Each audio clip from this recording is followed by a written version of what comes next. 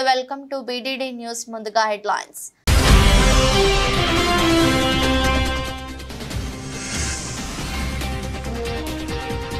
ఏపీలో red book రాజ్యాంగం అమలవుతుంది. ఢిల్లీ ధర్నాలో వైఎస్ జగన్.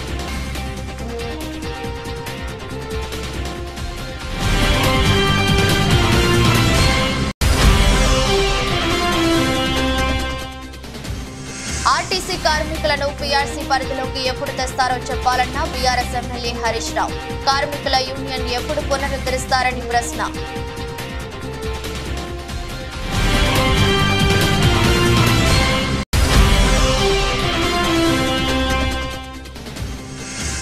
ప్రకాశం జిల్లాను వెనుకబడిన జిల్లాగా గుర్తించి కేంద్ర బడ్జెట్లో ప్రకటించిన కేంద్రం. ప్రత్యేకంగా ధన్యవాదాలు తెలిపిన ఒంగోలు ఎంపీ మాగుంట శ్రీనివాసులు రెడ్డి.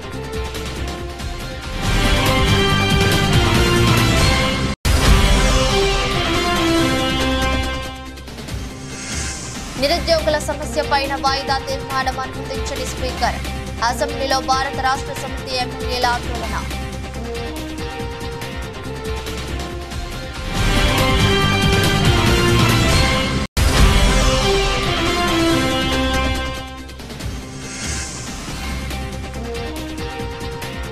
మెరిసిన దీప్తి షఫాలి. సెమీఫైనల్లో భారత్.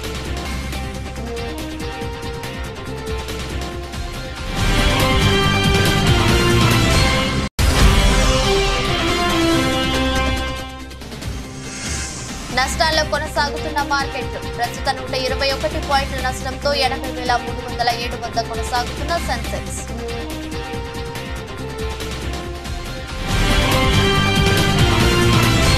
ప్రజలు శిక్షించిన బీఆర్ఎస్ నేతలు మారడం లేదని తెలంగాణ ముఖ్యమంత్రి రేవంత్ రెడ్డి అన్నారు. బుధవారం తెలంగాణ అసెంబ్లీ సమావేశాలు ప్రారంభమయ్యాయి. అసెంబ్లీలో సీఎం గత ప్రభుత్వంపై విమర్శలు గుప్పించారు. దేవుడు మీకు మంచి బుద్ధి ప్రసాదించుగాక అని మాత్రమే ప్రార్థించగలమన్నారు.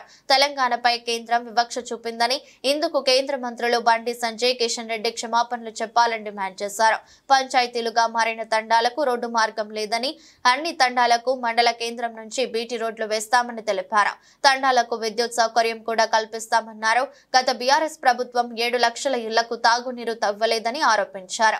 తండాలకు 100% రోడ్లు వేయాలని నిర్ణయించామన్నారు. తండాలు గూడాల్లో అభివృద్ధి జరిగితేనే అసలైన అభివృద్ధి అన్నారు.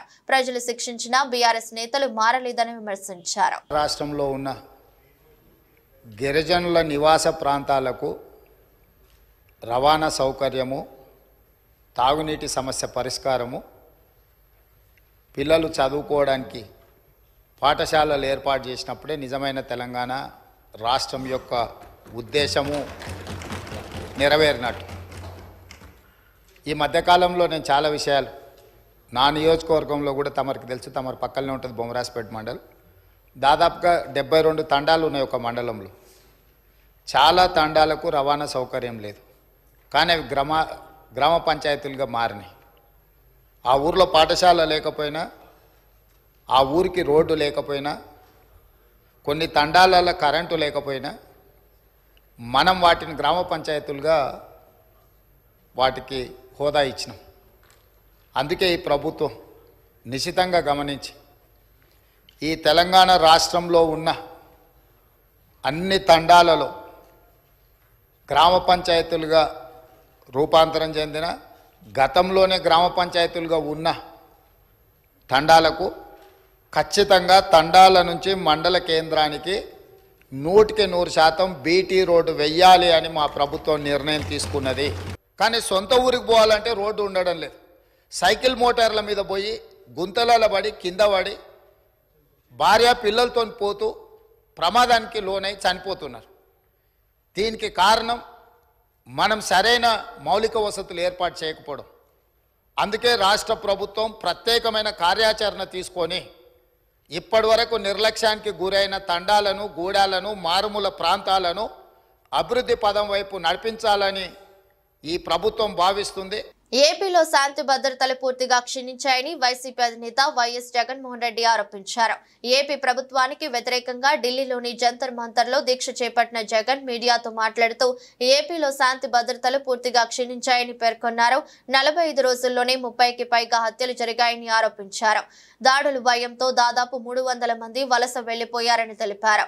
ప్రైవేటు ఆస్తులను యథేచ్ఛగా ధ్వంసం చేస్తున్నారని మండిపడ్డారు. ఇప్పటికే 560 ప్రైవేటు వ్యక్తుల ఆస్తులు ధ్వంసమయ్యాయని ఆవేదన వ్యక్తం చేశారు. అసలు రాష్ట్రంలో ప్రజాస్వామ్యం ఉందా లేదా అని ప్రశ్నించారు. చంద్రబాబు కుమారుడు లోకేష్ రెడ్ బుక్ పట్టుకున్న ఫోటోలతో కూడిన హోర్డింగ్ లో రాష్ట్ర వ్యాప్తంగా ఏర్పాటు చేశారని తెలిపారు. ఇది ఎలాంటి సందేశాన్ని పంపుతోందని పేర్కొన్నారు. రాష్ట్రంలో రెడ్ బుక్ రాజ్యాంగం అమలవుతోందని విమర్శించారు. దాడులు చేస్తున్నా, చంపుతున్నా, ఆస్తులు ధ్వంసం చేస్తున్న వారిపై ఇప్పటి వరకు ఎలాంటి చర్యలు తీసుకోలేదని పేర్కొన్నారు. This country, in the capital of our country we stand before and we question whether democracy is prevalent or not. In our state, the state of Andhra Pradesh, where the very word democracy means equitable justice. And today in the state of Andhra Pradesh, you have a scenario where equitable justice is denied, where democracy stands limping. That is the plight.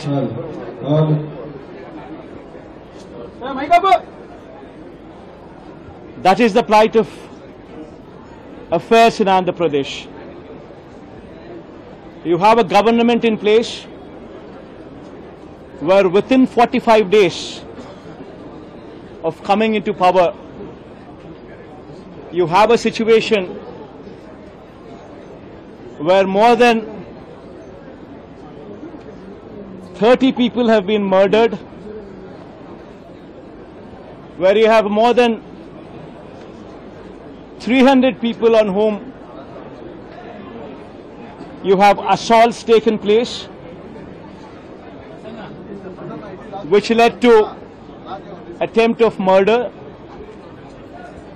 where you have more than 560 properties, private properties vandalized, where you have more than 490 government properties also vandalized, where you also have more than 1,000 cases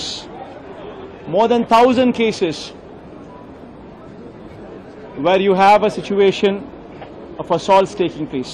AP శాసన మండలిలో మంత్రి లోకేష్ మాట్లాడుతూ ఎంతమంది పిల్లలు ఉన్నా తల్లికి వందనం ఇస్తాం. ఆ హామీకి మా ప్రభుత్వం కట్టుబడి ఉందని, అయితే విధి విధానాలకు అధ్యయనం చేయడానికి కొంత సమయం కావాలని మేము కోరడం జరిగింది. త్వరలో తల్లికి వందనం ఎంతమంది పిల్లలు ఉన్నా అందరికీ ఇస్తాం. ఇది మా లక్ష్యం. మీరన్నట్టు గతంలో 15,000 రూపాయలని, తర్వాత అది కాస్త నెక్స్ట్ ఇయర్ 14,000కి అయింది, తర్వాత 13,000కి అయింది. 1,000 రూపాయలు టీఎంఎఫ్ అన్నారు, ఇంకో 1,000 రూపాయలు ఎస్ఎంఎఫ్ అని అది డబ్బులు తీసుకుంటాం జరిగింది. అంతేకాకుండా ఎలిజిబిలిటీ క్రైటీరియా కూడా మార్చడం జరిగింది. అధ్యక్ష, గ్రామాలు వచ్చే గల 5,000 రూపాయలు నెలకు వస్తే ఆటోమేటిక్గా వాళ్ళు ఎలిజిబుల్ అనేది, 5,000 కన్నా తక్కువ వస్తే ఎలిజిబుల్ అన్నారు. అట్లా మళ్ళీ దాన్ని మార్చారు. భూమి కూడా అది కూడా మార్చారు. దాని తర్వాత ఎలక్ట్రిసిటీ కన్జంప్షన్ విషయంలో కూడా కొన్ని నుస్ఖలు జరిగినాయి. ఇంతేకాకుండా పాదయాత్రలో కూడా నేను అనేక మందిని కలిసినప్పుడు వాళ్ళు చాలా స్పష్టంగా, మేము ఇప్పుడు అప్పు చేసి ఒక 4 వీలర్ 4th హ్యాండ్ బండి కొన్నాం అంటే 30,000 రూపాయలు 40,000 రూపాయలు పెట్టి ఒక స్కార్పియో కొనుక్కున్నాం. ఇమీడియట్గా తీసుకున్న వెంటనే మా తెల్ల కార్డు పోయింది, దానివల్ల మాకు రావాల్సిన సంక్షేమ కార్యక్రమాలన్నీ పోయినాయని వాళ్ళు నాకు చెప్తాం కూడా జరిగింది. ఇది కూడా మేము డిస్కస్ చేస్తున్నాం. ఎందుకంటే గ్రామ సచివాలయం, వార్డు సచివాలయాలు స్వామి గారి కింద ఉంది, మళ్ళీ ఆర్టీజీ నా కింద ఉంది. మీ ఇద్దరం కూర్చుని డేటాని కూడా ప్యూరిఫై చేయాలి, పకడ్బందీగా ఇది అమలు చేయాలనేది లక్ష్యంతో మేము చేస్తున్నాం అధ్యక్ష. సో మీకు ఎలాంటి సందేహం అవసరం లేదు. అర్హులు ఎంతమంది ఉన్నా ఇవ్వాలనేదే ఎన్డీఏ ప్రభుత్వం లక్ష్యం, అది మేము సాధిస్తాం. రెండోది, ఇది బోత్ ప్రభుత్వం ప్రైవేట్ పాఠశాలలకు వెళ్ళే విద్యార్థులకి వర్తిస్తుంది. ఇంకో పక్కన పెద్దలు అన్నట్టు అధ్యక్ష, 2019 నుంచి 24తో పోల్చితే ప్రభుత్వ పాఠశాలలో సుమారుగా 72,000 మంది విద్యార్థులు తగ్గారు అధ్యక్ష. నిరుద్యోగులకు జాబ్ క్యాలెండర్ ప్రకటనతో పాటు ఇతర న్యాయమైన డిమాండ్లు చర్చించాలని కోరుతూ కేటీఆర్ వేసిన ప్రతిపాదనను స్పీకర్ తిరస్కరించారు. నిరుద్యోగుల సమస్యపైన వాయిదా తీర్మానం అనుమతించినందుకు అసెంబ్లీలో భారత రాష్ట్ర సమితి ఎమ్మెల్యేల ఆందోళనకు దిగారు. ప్లకార్డులతో పాటు నిరుద్యోగుల సమస్యలను పరిష్కరించాలని నినాదాలు చేస్తూ అసెంబ్లీ నుండి బయటకు వచ్చారు. వాయిదా ప్రతిపాదన శ్రీ కె తారక రామారావు గారు మరియు ఇతరులు నిరుద్యోగులకు జాబ్ క్యాలెండర్ ప్రకటనతో పాటు ఇతర న్యాయపరమైన డిమాండ్ల పరిష్కారం గురించి చర్చించాలని కోరుతూ ఇచ్చిన వాయిదా ప్రతిపాదన తిరస్కరించడమైనది.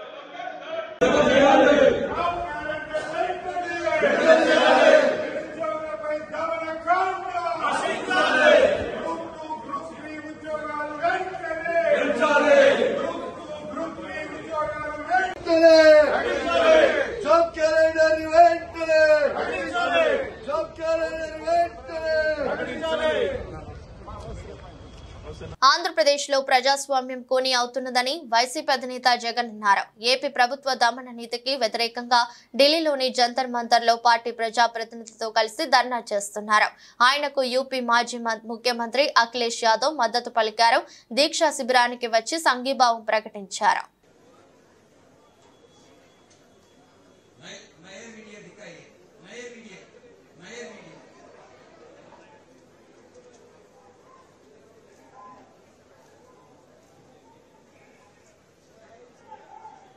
సభలో ఆర్టీసీ కార్మికుల విషయం చర్చకు వచ్చినప్పుడు ప్రభుత్వం సమాధానం చెప్పకుండా పారిపోయిందని మాజీ మంత్రి సిద్దిపేట ఎమ్మెల్యే హరీష్ రావు అన్నారు. ఈ విషయమై ఆయన మీడియా పాయింట్ వద్ద మాట్లాడుతూ శాసనసభలో అధికార బలాన్ని చూపించి తమ గొంతు నొక్కుతారేమో కానీ రేపు ఆర్టీసీ కార్మికుల హృదయాలను మీరు గెలుచుకోలేరన్నారు. ఎప్పటి నుండి ఆర్టీసీ వాళ్ళని ప్రభుత్వ ఉద్యోగులు గుర్తిస్తారు అంటే సమాధానం చెప్పకుండా దాటేశారని విమర్శించారు. ఈ రోజు సభలో అత్యంత ముఖ్యమైన ఆర్టీసీ కార్మికుల విషయం చర్చకు వచ్చినప్పుడు ప్రభుత్వం సమాధానం చెప్పకుండా పారిపోయింది. ప్రభుత్వం సూటిగా సమాధానం చెప్పలేకపోయింది. మేము సూటి ప్రశ్నలు వేసిన ఏ ప్రశ్నకు కూడా సమాధానం చెప్పకుండా ఊకదంపుడు ఉపన్యాసాలు కొట్టి ఆరోపణలు చేసి తప్పించుకోవాలని ప్రయత్నం చేసినారు. శాసనసభలో మందబలంతోనో అధికారాన్ని ఉపయోగించో సభా నాయకుడిగా మీరు మా గొంతు నొక్కుతారేమో కానీ రేపు ఆర్టీసీ కార్మికుల హృదయాలను మాత్రం మీరు గెలుచుకోలేరు. ఇవాళ అర్థమైంది. రాష్ట్రంలో ఆర్టీసీ కార్మికులందరూ కూడా గమనిస్తూ ఉన్నారు. ఈ ప్రభుత్వం ఎన్నికల ముందు ఏం చెప్పింది, గెలిచిన తర్వాత ఏం చేస్తుందో ఇవాళ రాష్ట్రంలోని ఆర్టీసీ కార్మికులందరూ కూడా చూశారు. మేమేమడిగాం, మా ప్రభుత్వం ఉన్నప్పుడు ఆర్టీసీ ఉద్యోగులను ప్రభుత్వ ఉద్యోగులుగా గుర్తిస్తూ నిర్ణయం తీసుకున్నాం. అసెంబ్లీలో బిల్లు పాస్ అయింది, గవర్నర్ గారు ఆమోదించిండ్రు, గెజిట్ కూడా పబ్లికేషన్ అయింది. ఏ డేట్ నుంచి వాళ్ళని తీసుకుంటారంటే దానికి సమాధానం చెప్పలేదు. 8 నెలలు అయింది మీ ప్రభుత్వం వచ్చి, 8 నెలలైనా గుర్తించలేదు. ఎప్పటి నుంచి వాళ్ళని ప్రభుత్వ ఉద్యోగులుగా గుర్తిస్తారంటే సమాధానం చెప్పకుండా దాటేశారు. యూనియన్ పునరుద్ధరణ గురించి అడిగితే సమాధానం చెప్పలేదు. చనిపోయిన పిల్లలకు రెగ్యులర్ ఉద్యోగాలు ఇవ్వాలంటే దాని మీద సమాధానం చెప్పలేదు. ముఖ్యమంత్రి గారు ఫిబ్రవరిలో ఇచ్చిన చెక్కు 300 కోట్లు, అది డమ్మీ చెక్ అయింది. ఆ డబ్బులు పాస్ కాలేదు. దాని సంగతి ఏంటంటే సమాధానం చెప్పలేదు. మహాలక్ష్మి ఉచిత బస్సు పథకానికి డబ్బులు ఇవ్వడం లేదు. మీరు ఏప్రిల్ మే 2 నెలల్లో 1 రూపాయి కూడా ఇవ్వలేదు. ఎందుకు ఇవ్వలేదు, ఎప్పుడు ఇస్తారు అంటే దానికి సమాధానం చెప్పలేదు. గుంటూరు, కర్నూలు, నెల్లూరు జిల్లాల్లోని వెనుకబడ్డ ప్రాంతాలతో ఏర్పాటు చేయబడి అన్ని రంగాలలో ఇప్పటికే వెనుకబడిన ప్రకాశం జిల్లాను వెనుకబడిన జిల్లాగా గుర్తింపు చేసి కేంద్ర బడ్జెట్ లో ప్రకటింపజేసినందుకు ఆంధ్ర రాష్ట్ర ముఖ్యమంత్రి నారా చంద్రబాబు నాయుడుకి జిల్లా ప్రజల తరపున ఒంగోలు పార్లమెంట్ సభ్యులు మాగుంట శ్రీనివాసులు రెడ్డి ప్రత్యేకంగా ధన్యవాదాలు తెలియజేశారు. ఈ బడ్జెట్ అలొకేషన్ రావటం అనేది చాలా సంతోషకరమైన విషయం. ఇది ఇక ఇండస్ట్రియల్ డెవలప్మెంట్ అనేది, ఇండస్ట్రియల్ కారిడార్స్ అనేది వైజాగ్ టు చెన్నై కారిడార్ ఉన్నాయి, బెంగళూరు టు కొత్త కృష్ణపట్నం టు బెంగళూరు ఉన్నాయి. అన్ని కారిడార్స్ అన్నీ కూడా ఉన్న పెండింగ్ అన్నీ కూడా ముందుకు తీసుకెళ్తామని వారు ఇవ్వటం అనేది కూడా ఒక సంతోషకరమైన విషయము. ప్రధానమైనది ఏంటంటే బ్యాక్వర్డ్ రీజియన్ గ్రాంట్ అనేది ఎప్పటి నుంచో పెండింగ్లో జరుగుతూనే ఉంటాయి. అది అంటే ఆంధ్రప్రదేశ్లో ముందు ఉన్న 13 జిల్లాల్లో 7 జిల్లాలను ఎంపిక చేస్తున్నారు. ఇప్పుడు మరలా ఇంకొక 3 జిల్లాలను కూడా కలుపుకొని అందులో మాకు ప్రత్యేకంగా ప్రకాశం జిల్లాను కూడా చేసినందుకు కూడా ముఖ్యంగా ఫస్ట్ మా ముఖ్యమంత్రి వర్యులు నారా చంద్రబాబు నాయుడు గారికి ధన్యవాదాలు కూడా తెలుపుకుంటూ, అంటే బ్యాక్వర్డ్ రీజియన్ అనేది యాక్చువల్గా రేపు 24వ తారీఖు జూన్ 24వ తారీఖు పార్లమెంట్లో క్వశ్చన్గా మొదటి క్వశ్చన్గా నాది ఉన్నది. అది ఆస్పిరేషనల్ డిస్ట్రిక్ట్స్ అనేది కూడా ఎందుకేమిటంటే ప్రకాశం జిల్లాని ఎందుకు మీరు ఆస్పిరేషనల్ అంటే బ్యాక్వర్డ్ ఏరియాగా కూడా చేయలేదని పదే పదే అడుగుతూ వచ్చాం. ఈరోజు పార్లమెంట్లో బడ్జెట్లోనే దాన్ని ప్రస్తావన చేయటం అంటే చాలా సంతోషపడుతున్నాను నేను. ప్రకాశం జిల్లాని పూర్తిగా మనం వెనుకబడిన ప్రాంతంగా కూడా డిక్లేర్ చేస్తే ఇంకా చాలా వసతులు కూడా ఏర్పడినదాన్ని కూడా వీలవుతుందని తెలుపుకుంటూ, కేంద్ర ప్రభుత్వం వారు ప్రవేశపెట్టిన ఈ బడ్జెట్ అనేది ఎక్సలెంట్ బడ్జెట్. ఇది కేంద్ర ప్రభుత్వం ఈ రోజు ప్రవేశపెట్టిన బడ్జెట్ లో విద్యారంగాన్ని పూర్తిగా విస్మరించి బడ్జెట్ ప్రవేశపెట్టారని, కేంద్ర బడ్జెట్ లో విద్యకు 10% నిధులు కేటాయించాలని డిమాండ్ ఉన్న ఈ రోజు ప్రవేశపెట్టిన 32.07 లక్షల కోట్ల బడ్జెట్ లో విద్యకు కేవలం 1,25,638 కోట్ల నిధులు కేటాయించి విద్యను నిర్వీర్యం చేసే విధంగా కేటాయింపులు చేశారని, తెలంగాణ నుండి 2 కేంద్ర మంత్రులు 6 మంది ఎంపీలు ఉండి ఏం లాభమని, కేంద్రం తెలంగాణకే అన్యాయం చేయడం అంటే రాష్ట్ర బీజేపీ ఎంపీల చేతగానితనమని, వెంటనే వారు ఎంపీ కేంద్ర మంత్రి పదవులకు రాజీనామా చేయాలని మణికంఠరెడ్డి, లక్ష్మణ్ డిమాండ్ చేశారు. ఈ రోజు కేంద్ర ప్రభుత్వం ప్రవేశపెట్టిన బడ్జెట్ పూర్తిగా ఎన్డీఏ కూటమి రాష్ట్రాల బడ్జెట్ లెక్కనే ఉంది. ఇది పూర్తిగా ఇలా దేశ ప్రజల్ని, తెలంగాణ రాష్ట్రాన్ని తీవ్రంగా నిరాశపరిచి తెలంగాణ రాష్ట్రానికి తీవ్ర అన్యాయం చేసింది ఈ కేంద్ర ప్రభుత్వం ప్రవేశపెట్టిన బడ్జెట్.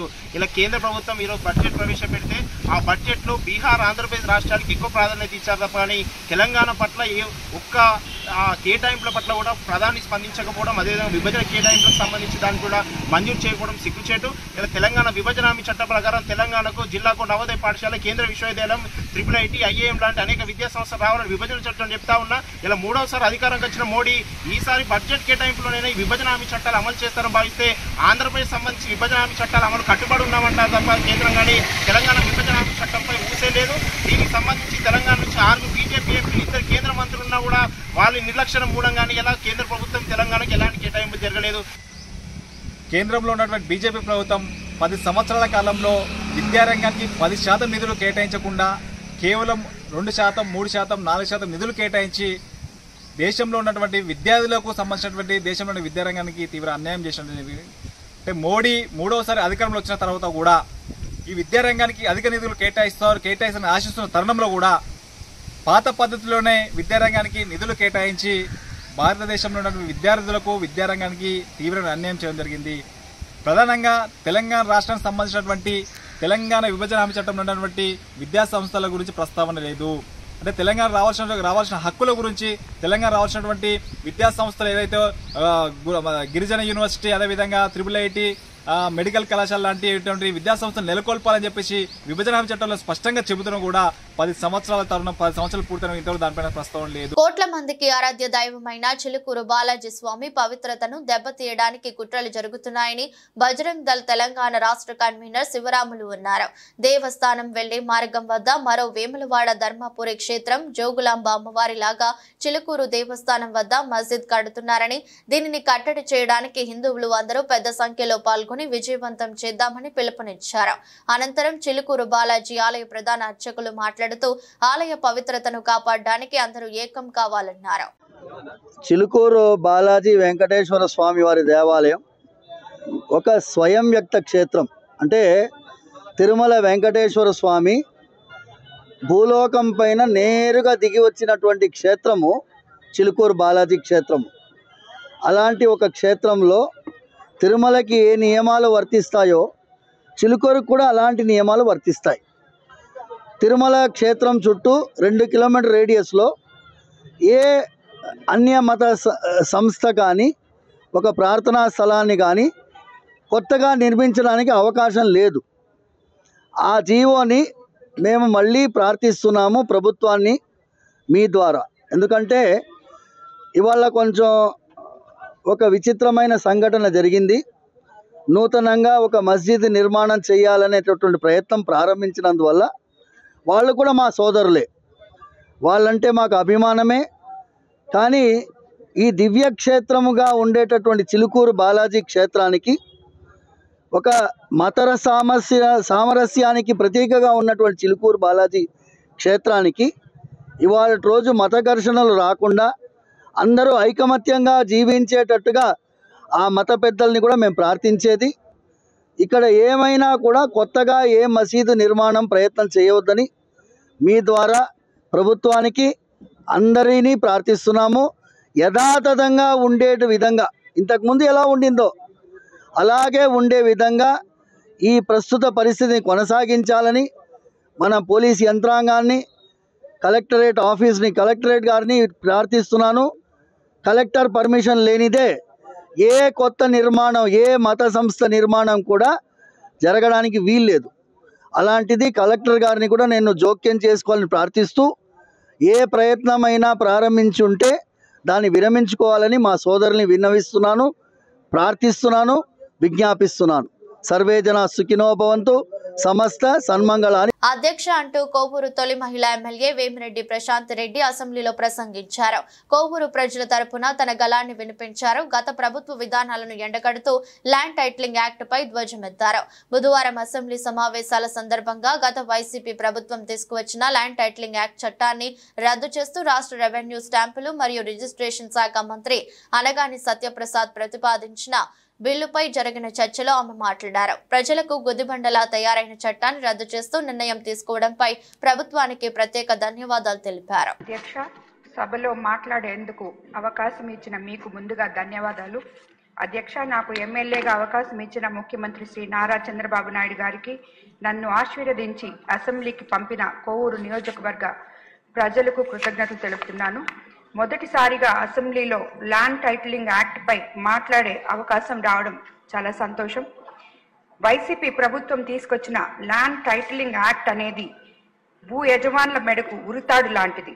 టైటిలింగ్ యాక్ట్ ప్రజల భూములు గుంజుకునేందుకు తెచ్చిన నల్ల చట్టం ల్యాండ్ టైటిలింగ్ చట్టం. ప్రజల భూములను రక్షించేది కాదు, భక్షించేదిగా ఉంది. అధ్యక్ష, దశాబ్దాలుగా తమకు జీవనాధారమై ప్రాణాతి ప్రాణంగా భావించే భూమి హక్కు భద్రతను గత పాలకులు పెనుముప్పు తేవడంతో రైతులు ఆందోళనతో అల్లాడిపోయారు. అదేవిధంగా అధ్యక్ష, ప్రజల పాసు పుస్తకాలపై ఇంకొకరు బొమ్మలేంటి? వారికి రైతులు కష్టపడి సంపాదించుకున్న పొలాలకు వారికి సంబంధం ఏంటి? గత పాలకుల స్వలాభం కోసం తీసుకొచ్చిన ఈ చట్టాన్ని ప్రజలపై రుద్దాలని చూశారు. నల్గొండ పలు దుకాణాల్లో బయటపడ్డ నిర్వాహకుల ఘరానా మోసాలకు పాల్పడుతున్నారు. ప్రజలకు బ్రాండెడ్ పేరుతో నాణ్యత లేని కరెంటు వైర్లను అమ్ముతున్న నిర్వాహకులపై కాపీరైట్స్ ముంబై అధికారులు నల్గొండ 1 టౌన్ పోలీస్ బృందంతో కలిసి కొరాడా చూపించారు. నల్గొండలో గల పలు ఎలక్ట్రికల్ షాపులు ఐపీ ఇన్వెస్టిగేషన్ ముంబై అధికారులు మరియు 1 town CI Emireddy Rajasekhar Reddy Nalgonda police బృందంతో కలిసి సోదాలు నిర్వహించారు. స్థానిక ప్రకాశం బజార్ లో గల హనుమాన్ ఎలక్ట్రికల్ షాప్ నిర్వాహకులు కొన్ని నెలలుగా గోల్డ్ మెడల్ కంపెనీ పేరు చెప్పి నాణ్యత లేని కరెంటు వైర్లు అమ్ముతున్నట్టు నమ్మదగిన సమాచారం బట్టి సోదాలు నిర్వహించారు. దాదాపు 22 లక్షల నకిలీ నాణ్యత లేని 16 వైర్ల బ్యాగులను స్వాధీనపరుచుకున్నారు. బీఆర్ఎస్ పార్టీ వర్కింగ్ ప్రెసిడెంట్ మాజీ మంత్రి కేటీఆర్ జన్మదినం సందర్భంగా మహబూబాబాద్ జిల్లా కేంద్రంలోని బీఆర్ఎస్ పార్టీ కార్యాలయంలో municipal chairman doctor Rammohan Reddy ఆధ్వర్యంలో అభిమానులు, భరాసా కార్యకర్తలు కేక్ కట్ చేసి మొక్కులు నాటి జన్మదిన వేడుకలను ఘనంగా నిర్వహించారు. జై కేటీఆర్, జై జై కేటీఆర్ అంటూ నాదాలు చేశారు. రాష్ట్రానికి, పార్టీకి ఇలాంటి గొప్ప నాయకుడు సేవలు ఎప్పటికీ అవసరమేనని, కేటీఆర్ వెంటే పార్టీకి అండగా ఎప్పటికీ ఉంటామని కార్యకర్తలు స్పష్టం చేశారు. బీఆర్ఎస్ ఆఫీస్ మహబూబాబాద్ జిల్లా హెడ్ క్వార్టర్ ఆఫీస్లో రాష్ట్ర వ్యాప్తంగా వర్కింగ్ ప్రెసిడెంట్ కేటీఆర్ గారి బర్త్డేను బీఆర్ఎస్ సభ్యులందరూ ఎంతో ఆనందోత్సవంగా జరుపుకోవడం జరుగుతుంది. దాని సందర్భంగా ఈరోజు మేము మహబూబాబాద్ పట్టణంలో కూడా మున్సిపల్ చైర్మన్ గారు, పెద్దలు శ్రీనివాసరెడ్డి గారు, రామ్మోహన్ రెడ్డి గారు, యూత్ మురళి గారు, తెలిసి మిగతా కార్యకర్తలు అందరూ, నాయకులందరూ కూడా ఈరోజు పెద్ద ఎత్తున పాల్గొని వారి ఆయుర్వేద్యాలు బాగుండాలి, ఈ రాష్ట్రానికి మళ్ళీ పునర్వైభవం తీసుకొచ్చేందుకు కృషి చేస్తారని ఆశిస్తూ ఈ ప్రాంతంలో తెలంగాణ బీఆర్ఎస్ పార్టీకి ఉన్న బలము ఏ పార్టీకు లేదు, దేనికి భయపడాల్సిన అవసరం లేదు. దానికి ఉదాహరణగా ఎలక్షన్స్ తర్వాత ఒక్క కార్యకర్త కూడా మరి ఈరోజు కాంగ్రెస్ పార్టీలో జాయిన్ కాకుండా మేము అందరూ కూడా బీఆర్ఎస్ పార్టీకి అంకిత భావంతో పనిచేసే కార్యకర్తలు అందరూ ఉన్నారు. కాంగ్రెస్ పార్టీ ఎంత బలంగా ఉందంటే అదే ఇంతకుముందు మనం గవర్నమెంట్లో ఏ విధంగా ఉన్నామో అదే విధంగా ఈరోజు ఉత్సాహంగా జరుపుకోవడం జరిగింది. రాబోయే కాలంలో మనము బౌన్స్ బ్యాక్ అయ్యే విధంగా ఉన్నది కాబట్టి కేసీఆర్ గారు కూడా రేపటి నుంచి ఇంకా యాక్టివ్గా పాల్గొంటారు. ఎన్నో అభివృద్ధి కార్యక్రమాలు మనం ముందు తీసుకోవాల్సిన అవసరం ఉంది. అట్లా అదేవిధంగా పార్టీ అది కాంగ్రెస్ పార్టీ చేసే ఏమన్నా అవకతవకలు ఉన్నా ఈ రోజు నుంచి మనం ఎండగట్టే విధంగా కేసీఆర్ గారు నిన్ననే చెప్పారు. వాళ్ళ హానీమూన్ అయిపోయింది, ఇక్కడి నుంచి అటాక్ అనేది స్టార్ట్ అవుతుందని కేసీఆర్ గారు పెద్దలు చెప్పారు. అదేవిధంగా కేటీఆర్ గారు ఎన్నో సందర్భాల్లో వారి యొక్క తప్పుల్ని ఎత్తి చూపుతూ ముందుకెళ్తున్నాం. కాబట్టి ఈ 4 ఏళ్లలో తప్పనిసరిగా మళ్లీ మన పార్టీ పునర్వైభవాన్ని తీసుకుని వచ్చే విధంగా మన యొక్క యువ నాయకులు కేటీఆర్ గారు ఉంటారని తెలియజేసుకుంటూ ఇక్కడ మహబూబాద్ నియోజకవర్గంలో కూడా మేమంతా కలిసికట్టుగా ఉండి పార్టీకి అన్ని విధాల రేపు రాబోయే ఎలక్షన్స్ లో కానివ్వండి, రాబోయే ఏ విధమైన పోరాటంలో కానీ వెనుకపోవని అందరం సంఘటితంగా ముందుకెళ్తామని తెలియజేసుకుంటూ ప్రతి ఒక్కరికి ఈ యొక్క శుభాకాంక్షలు తెలియజేస్తున్నాం. తమిళ అగ్ర దర్శకుడు Lokesh Kanagaraj super star Rajinikanth combination లో వస్తున్న తాజా చిత్రం కూలీ సన్ పిక్చర్స్ బ్యానర్ పై కళానిధి మారన్ ఈ సినిమాను భారీ బడ్జెట్ తో నిర్మిస్తుండగా తలైవా కెరీర్ లో ఇది 171వ సినిమా. South Indian music sensation Anirudh ఈ చిత్రానికి సంగీతం అందించనున్నారు. ఈ నెలలో షూటింగ్ ప్రారంభించిన ఈ చిత్రం ప్రస్తుతం శరవేగంగా షూటింగ్ జరుపుకుంటోంది. అయితే ఈ మూవీలో విలన్ పాత్ర సంబంధించి ఒక వార్త సోషల్ మీడియాలో ఫుల్ వైరల్ అవుతోంది. ఈ మూవీలో తలైవర్ ను ఢీ కొట్టే పాత్రలో టాలీవుడ్ అగ్రనటుడు అక్కినేని నాగార్జున నటించబోతున్నట్లు తెలుస్తోంది. ఒకవేళ ఇదే నిజమైతే అటు రజనీ ఫ్యాన్స్ తో పాటు ఇటు నాగ్ ఫ్యాన్స్ పండగని చెప్పుకోవాలి. మరోవైపు నాగార్జున ఇంతకు ముందు ఓ బాలీవుడ్ చిత్రంలో విలన్ కనిపించి అలరించాడు. దీంతో మరోసారి విలన్ గా నటిస్తుండటంతో ఈ సినిమాపై భారీ అంచనాలు ఉన్నాయి. ఇక ఈ సినిమాపై చిత్ర యూనిట్ నుంచి అధికారిక ప్రకటన రావాల్సి ఉంది. మహిళల ఆసియా కప్ లో జైత్ర యాత్ర కొనసాగిస్తున్న భారత జట్టు సెమీస్ లో అడుగు పెట్టింది. వరుసగా 3వ మ్యాచ్ లోనూ విజయం సాధించిన టీమిండియా టైటిల్ కు 2 గల దూరంలో నిలిచింది. మంగళవారం నేపాల్ పై 82 పరుగుల తేడాతో భారత్ జయబేరి మోగించింది. మొదట షఫాలి వర్మ విధ్వంసానికి జడుసుకున్న ప్రత్యర్థిని ఆల్రౌండర్ దీప్తి శర్మ స్పిన్ ఉచ్చులో పడేసింది. దాంతో నేపాల్ నిర్ణీత ఓవర్లలో 96 పరుగులకే పరిమితమైంది. ఆడిన 3 మ్యాచ్ల్లో జయకేతనం ఎగురవేసిన టీమిండియా సెమీస్ కు దూసుకెళ్లింది. డిఫెండింగ్ ఛాంపియన్ టీమిండియా మహిళల ఆసియా కప్ లో అజేయంగా దూసుకెళ్తోంది. తొలి పోరులో పాకిస్తాన్ ను ఆపై యుఏఈని చిత్తు చేసిన భారత జట్టు గలావారం నేపాల్ ను వణికించింది. భారీ ఛేదనలో నేపాల్ కు అరుంధతి రెడ్డి ఆదిలోనే షాక్ ఇచ్చింది.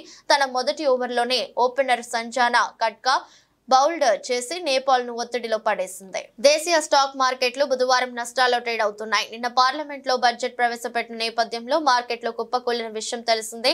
ఇవాళ ఉదయం సైతం మార్కెట్లు ఫ్లాట్ గా మొదలయ్యాయి. క్రితం సెషన్ తో పోలిస్తే 80,343.38 పాయింట్ల వద్ద ఫ్లాట్ గా మొదలైంది. అదే సమయంలో నిఫ్టీ సైతం ఫ్లాట్ గా ట్రేడ్ అవుతుంది. ప్రారంభ ట్రేడింగ్ సెషన్ లో ఐటీసీ 2% పెరగ్గా బజాజ్ ఫైనాన్స్ షేర్లు 2% బలహీనపడ్డాయి. ప్రస్తుత సెన్సెక్స్ 121 పాయింట్ల నష్టంతో 80,307 వద్ద కొనసాగుతుంది. నిఫ్టీ 35.2 పాయింట్లు పతనమై 24,443.2 వద్ద ట్రేడ్ అవుతోంది.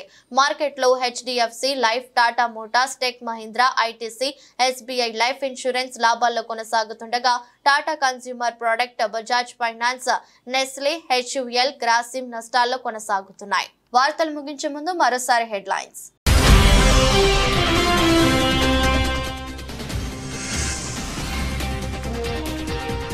ఏపీలో రెడ్ బుక్ రాజ్యాంగం అమలవుతుంది. ఢిల్లీ ధర్నాలో వైఎస్ జగన్.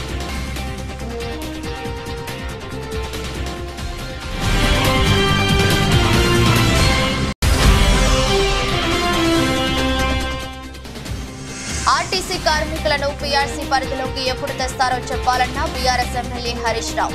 కార్మికుల యూనియన్ ఎప్పుడు పునరుద్ధరిస్తారని ప్రశ్న.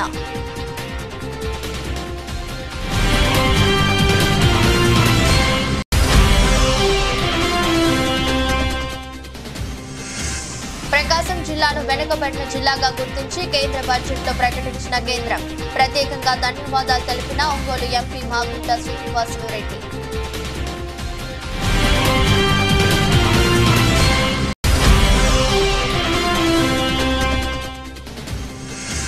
నిరుద్యోగుల సమస్య పైన వాయిదా తీర్మానం అనుమతించని స్పీకర్. అసెంబ్లీలో భారత రాష్ట్ర సమితి ఎమ్మెల్యేల ఆందోళన.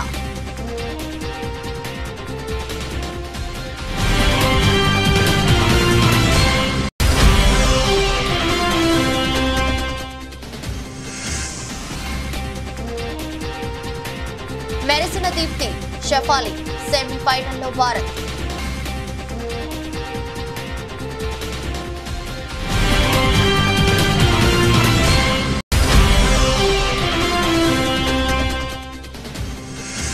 నష్టాల్లో కొనసాగుతున్న మార్కెట్లు. ప్రస్తుతం 121 పాయింట్ల నష్టంతో 80,307 వద్ద కొనసాగుతున్న సెన్సెక్స్.